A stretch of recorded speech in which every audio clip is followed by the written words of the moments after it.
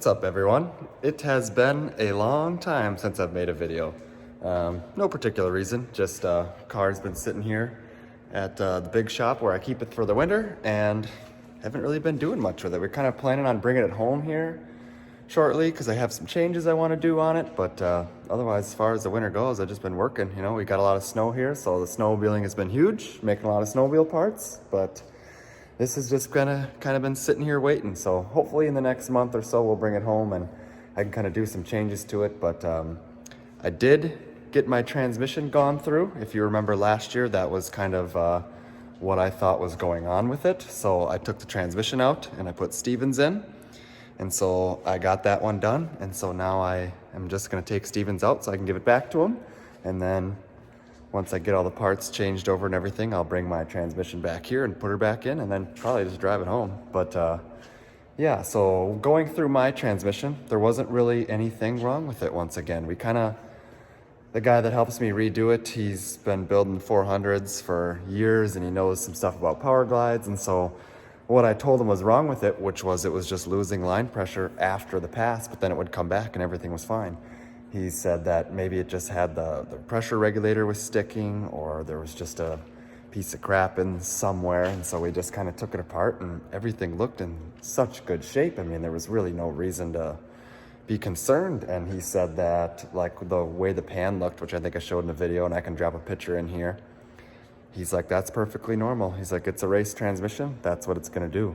The band still had the writing on it. The clutches still had the writing on it. So we basically just put it back together, kind of cleaned some stuff up. And we're just gonna run it until something goes wrong, if there is anything wrong with it. So that was kind of the end of that. It wasn't really a whole lot. I mean, I probably spent the day there and we just kind of cleaned some things up and took it apart and looked at it and put it back together. So that is all ready to go, but it is time for me to give Stevens brand spanking new, now used transmission back. So we're just getting it out. I drained the fluid out of it and just starting to unhook some of the lines. So we're kind of gonna putz through this and just keep moving, get this tranny out, and I'll bring it back to him later today probably. So let's get to it.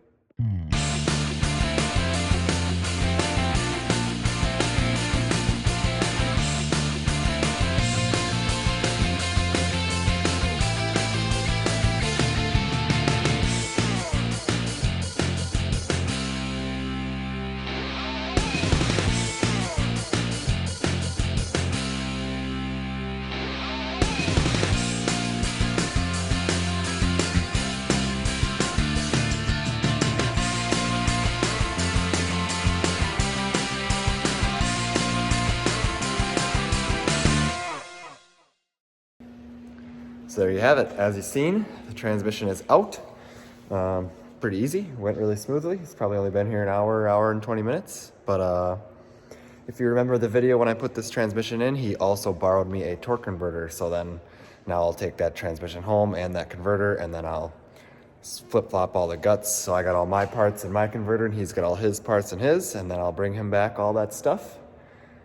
Swap all the parts that I put on his transmission that go on mine and vice versa. So then once I get mine back into how it's supposed to be and his back to how it's supposed to be, I'll give him his back and then I'll probably come back and put this one back in. So that's the plan, and transmissionless for now, but it'll run again here shortly. All right, so we are back at my house and I got Stevens' transmission all cleaned up. It looks mint. Cleaned up the gasket, made a huge mess as you can see.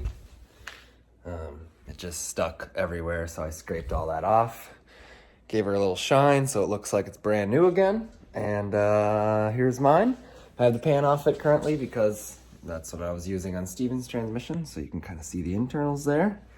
But I'll get the pan on that guy and then I will clean it all up, make it look nice. I actually think I'm gonna take my pan to work and blast it so it looks basically brand new again, because it just got so dirty from street driving and leaks and all that fun stuff. So we'll get her all shined up and looking right.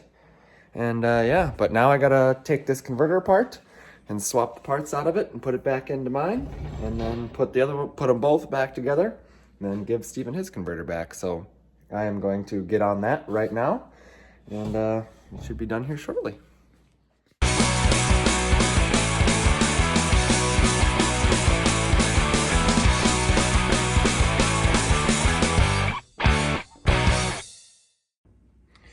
there you are. The inside of a torque converter. Right here is your stator. You can see this guy just comes right out of here, like so.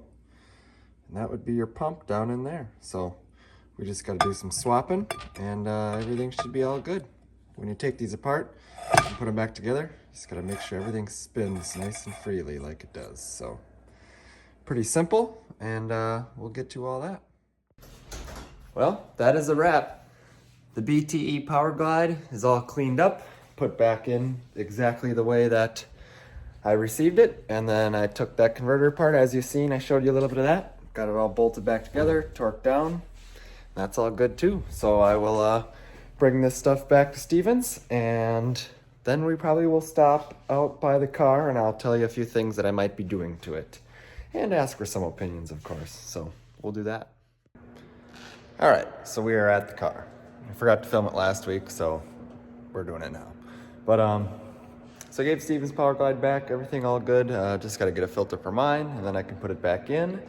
Couple ideas that I'm tossing around doing with the car, and I'm pretty sure I'm going to go through with this one, is I actually think I'm going to get rid of my air-to-water intercooler. You can see it right there. It's got the pipe that runs up underneath here. As you can see, it's hit the ground a few times, and then that is the water line, this guy right here. So I think I'm going to ditch that. I just cut up a little cardboard cutout of the dimensions of the On3 6-inch air-to-air intercooler, and it looks like it's gonna fit behind the bumper without having to really do anything to it. It's kind of a tough measurement because I have that big pipe in the way and that water line, but even just clearancing out the bottom of it a little bit so it can slide over the pipe, there's still plenty of room to go down, and it's well tucked up within the bumper range, all back behind here. So I think I'm gonna ditch the air to water, which would make me very happy. I'm so sick of ice, and you know, when we were at sick week, it was gonna be like an ice concern, and there was all this stuff that I was gonna have to worry about. So I believe that that tank will go bye-bye, which would be awesome. Simplify the car a bit, less failure points, less amp draw going down the track, so that would be pretty cool. Another idea I've been tossing around, so with that being said, this pipe will now come through here. I'll try to show you. Come through right here and down in, instead of coming right where it is there. So that would make it pretty simple. And then the other thing I was thinking of then is switching up the header setup so I can actually run an alternator on this thing. So there's two options that come with that. If I put different headers on it, obviously I'll put my EGT stuff on. I suppose I haven't told you about that. I have an EGT kit for this car, so I will put EGTs on it. So if I switch to headers, then I would do that. And then I could make it even more simple yet, easier to work on. Little cleaner pipe run, you know, got a couple turbo kits under my belt now, so I feel like I've figured out how to make it better, because the gray cars wasn't really that awesome as far as like weld quality or fitment goes, and this one is a little better than the gray cars, honestly, but still nothing to get too excited about. Then I could put a regular size wastegate on it. So that's one thought. The other thought would be move the radiator to the front and put this twin turbo setup on it that I have. So custom made headers, precision gates. These are twin 69s. They're right here. And then it's got the down tubes and everything for it. So that's another option. I don't really know which one I want to go with yet. I don't really want to put these on yet. I just really want to do some cool stuff with the single, since that was kind of my idea and my goal. So I'd like to finish it out with that. So that's kind of what I've been tossing around. Other than that, not really a whole lot's going to change. You know, like to make the alternator setup better, like to make the wastegate setup a little better. Nothing wrong with it, just them being at the bottom of the tubes, they get so much moisture in them, and I think that's kind of what killed these. If you remember the dyno video, the boost was just all over. So that would be some nice things to do. Get rid of the air to water and don't have to drag ice around with me anymore. Much easier setup, much less plumbing, much less work, much less everything, a little less weight even. So those are kind of my ideas that I've been tossing up. My other thing I want to do, so if I can get rid of that air to water intercooler, I would like to put a methanol tank where that tank is. So then obviously you add all the plumbing into that. But with that being said, for street driving, I'm actually making currently a billet fuel hat for a triple pump setup that will fit on my fuel tank. So that'll be the next video. I'll kind of show some videos of making it. If I can get my GoPro to work correctly, I'll try to put my GoPro inside of the machine so you can see the machining and all that stuff, because I think that'd be kind of cool. Other than that, yeah, I mean, not a ton of wild changes. I have a twin injector intake. I mean, this is a twin injector intake, but that one is also a twin rail intake. So that would make the dual fuel system significantly easier. But if I decide to go with that, I'll probably rewire the car entirely. Make it a lot better. Then I have an injector driver set for it, so I'd probably have to put that in and, you know, clean it up, make it nicer. So we'll see. I haven't really fully committed on doing anything yet, but I think I'm going to order the intercooler, because that would be just one huge step to get out of the way. And if I do the fuel hat setup, I can still leave my air motive pump in case, or for racing, if that's what I'm gonna do, or if I just don't know if I like the triple pump setup for racing. I mean, I don't think I'm gonna go methanol yet this year, but we'll see. I kind of got to get it all in there, or at least look at it and see how it's gonna go before I commit to anything. So that's just kind of what I got on my plans right now. I will be tinkering with this a little bit more. I think I'm gonna bring it home. I was gonna bring it home, I don't know, I gotta put the transmission back in, but I'd like to bring it home shortly so I could kind of start working on it, because if I get that intercooler, then I can put it in and start figuring out some of this stuff, you know, and get ready, because race season will be coming pretty quickly here. It's early February, and another couple of months, man, this thing might be driving on the road. So who knows? All depends on how long this brutal cold stuff lasts. But yeah, so that's pretty much gonna wrap up this video. Let me know what you guys think.